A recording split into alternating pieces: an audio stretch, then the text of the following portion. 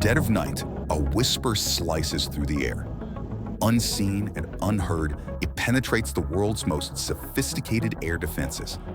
This phantom can deliver a payload powerful enough to alter the course of history, yet remain as elusive as a shadow. At $2 billion per aircraft, it's the most expensive plane ever built. How does a 50-meter-wide giant become invisible to radar? And why does it look like it flew straight out of a sci-fi movie? Today, we're diving into the secrets of the B-2 Spirit, the stealth bomber that revolutionized aerial warfare. From its Cold War origins to its cutting-edge technology, we'll discover how this ghostly giant changed the game of global security. The year is 1975. The Cold War is at its frostiest, and the game of nuclear chess between the United States and the Soviet Union is reaching a critical point. Picture this: squadrons of massive B-52 bombers poised on alert at strategic air bases, each loaded with enough firepower to level entire cities.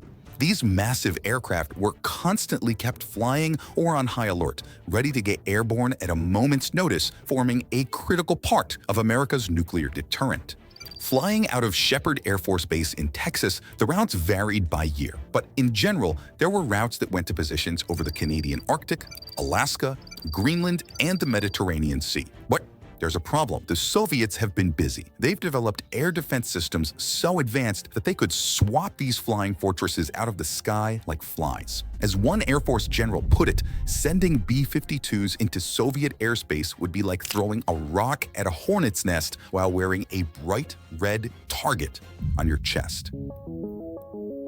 So, what do you do when your unstoppable force is starting to encounter an immovable object in the form of an even stronger defense? You change the game entirely. Enter the Advanced Technology Bomber Program, or ATB. The goal? Create a bomber that could slip past Soviet defenses like a ghost, delivering its payload before the enemy even knew it was there. It was kind of like trying to build an invisible elephant, a seemingly impossible task that had engineers scratching their heads. But this wasn't just about maintaining military superiority. It was about preserving the delicate balance of power that kept the Cold War from turning hot.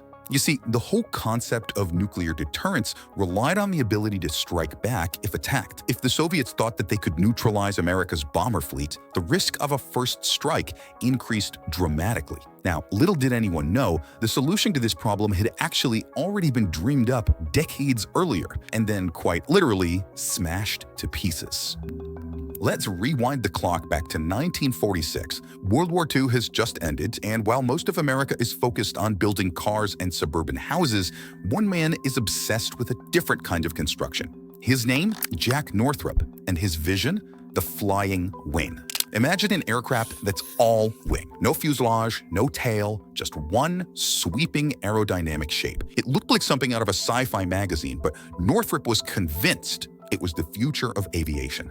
In 1947, Northrop's dream actually took flight in the form of the YB-49, a massive jet-powered flying wing with a 50-meter wingspan. It was very ahead of its time, but there was a problem. Without modern computers to help control it, the YB-49 was about as stable as a unicycle on a tightrope. The Air Force wasn't impressed, and in a decision that must have felt like a gut punch to Northrop, they ordered all YB-49s destroyed in 1949. Yeah, you heard me right. These flying wings were all destroyed, which gives you an insight into the aggressive research and development approach of the United States Department of Defense. But here's where things get interesting. Let's fast forward again back to 1978. The Air Force initiates the ATB program, looking for a bomber that can penetrate the most heavily defended airspace undetected. And who wins the contract?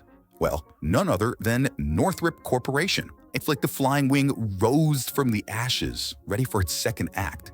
This time armed with decades of technological advancement and a blank check from the US government, Northrop was poised to turn the impossible into reality. But how exactly do you make a 100-ton aircraft with a wingspan that's as wide as a football field invisible to radar? Well, that's where things get really interesting.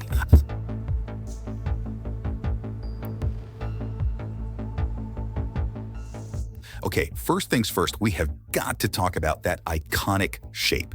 The B-2 looks like it flew straight out of a sci-fi movie, and there's good reason for that. The B-2s are Jack Northrop's flying wing concept from the 1940s cranked up to 11. But this isn't just about looking cool.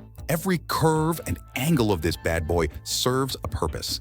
You see, unlike conventional aircraft with their distinct fuselages and tails, the B-2 is essentially one continuous wing. This shape does two crucial things.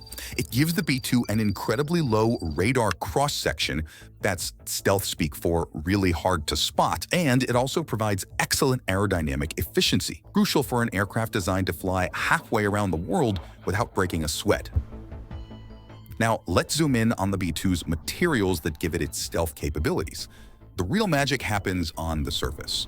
The B-2 skin is coated with top-secret radar-absorbent materials. These aren't your average paints. They're specially designed to absorb radar energy rather than reflect it. It's kind of like the B-2 is wearing an invisibility cloak, a cloak made of materials so classified I'd probably disappear if I told you about them. As you can see in this radar cross-section diagram, even the way the B-2 is built contributes to its stealthiness. The aircraft's skin is made up of large, smooth panels with minimal seams, because every edge, every corner, every tiny imperfection could potentially reflect radar waves. Think of the B-2's exterior like a sleek sports car. No rough edges, no sharp corners. Just, if that sports car was the size of a warehouse and tried really hard to avoid getting spotted by sleeving cameras. Anyway, here's where things get really tricky. As we already mentioned, flying wings are not very stable. Without a tail, they tend to yaw and pitch, which basically means they just kind of tilt to the sides. To solve this, the B-2 used a fly-by-wire system, which is so advanced that it's the literal definition of top secret. This computer-controlled system makes constant adjustments to the aircraft's control surfaces, keeping it stable in flight. It's so sophisticated that the B-2 can pull off maneuvers that would be unthinkable for a plane this size. Imagine you're a radar operator and suddenly your screen just goes blank. Well, that's the Spirit in action. The B-2 packs 4 General Electric F-118 GE100 turbofans, but good luck spotting them. These things are buried deep within the aircraft's body, with the intakes cleverly hidden on top of the wing. Why? Well, because nothing says, "Hey, I'm a plane," quite like a radar beam bouncing off a shiny engine fan blade. The exhaust is cooled and spread over a wide area at the rear of the aircraft, minimizing its infrared signature. It's kind of like the B-2 is tiptoeing through the sky, trying not to leave any footprints.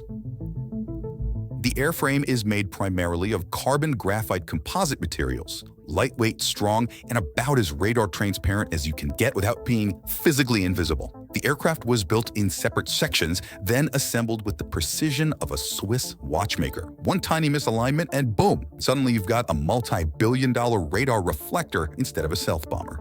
When the B-2 was finally unveiled on November 22, 1988, it was kind of like showing the world a glimpse of the future. As it rolled out of its hangar, you could almost hear the collective jaws hitting the floor. This was an aircraft that looked like it had been beamed down from a sci-fi movie, ready to rewrite the rules of aerial warfare. The technological array packed into this flying wonder was nothing short of awe-inspiring. With over 130 onboard computers controlling every element of the aircraft, the B-2 wasn't just ahead of its time, it was in a time of its own. It combined a variety of techniques to achieve its near invisibility. Its shape confused radar, its materials absorbed radar energy, and its electronic countermeasures jammed enemy detection systems. This graph dramatically illustrates the B-2's radar signature compared to conventional aircraft. The result? An aircraft with a radar cross-section 1,000 times smaller than that of the B-52, which on a radar screen would be kind of like trying to spot a pigeon.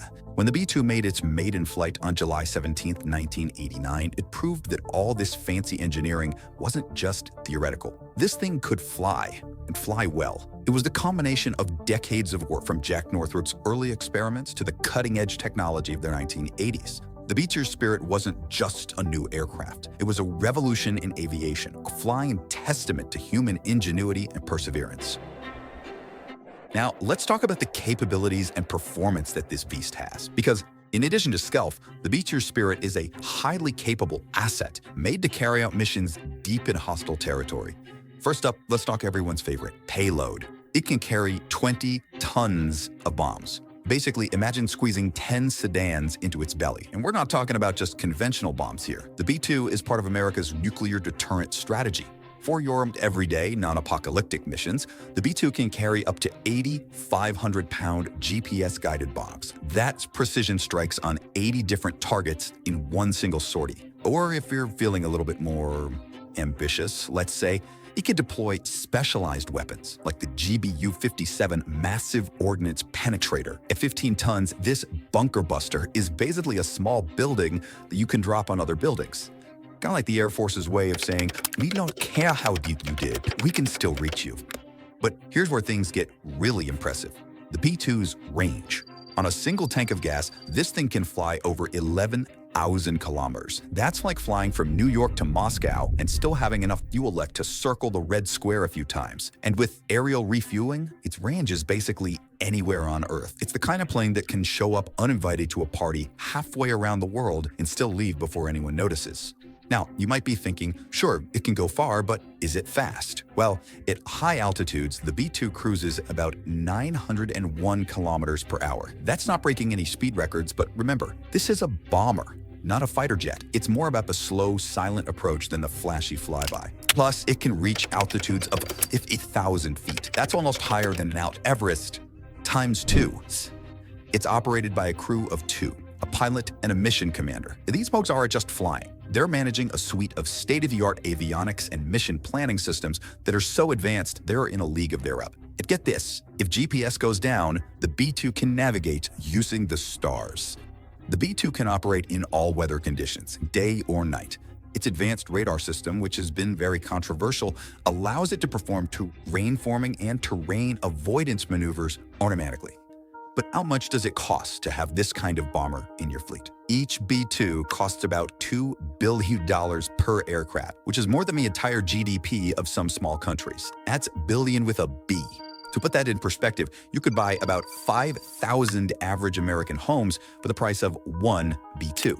So why is it so expensive? Well, it's a perfect storm of costly factors. For starters, the technology is cutting edge. We're talking materials and systems that probably won't be declassified until our grandkids are old enough to vote. Then there's the exclusivity factor. Only 21 have ever been built.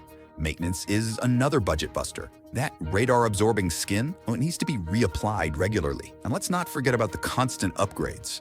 The B-2 of today is far more advanced than the one that rolled out back in the 80s. It somehow managed to age forward, getting younger and more capable. But is it worth it? Well, that's the multi-billion-dollar question. Supporters argue that the B-2's unique capabilities justify the cost. After all, how do you put a price tag on the ability to strike anywhere on the Earth without being detected? But even stealth aircraft can't hide from aging. The Air Force is already eyeing its replacement, the B-21 Raider, the next evolution of stealth technology. The B-21 Raider is to play multiple roles as an intercontinental strategic bomber and intelligence collection hub, hooked up to a larger network to make it the first sixth-generation aircraft of its kind. It's meant to be smaller, more affordable, and easier to maintain than its predecessor, which would allow manufacturing a much larger fleet. So, what do you think about the B-2 bomber? And would you like to learn more about the new advanced B-21 Raider? Let us know your thoughts in the comments down below. And if you love learning about projects that push the limits of technology, make sure that you're subscribed.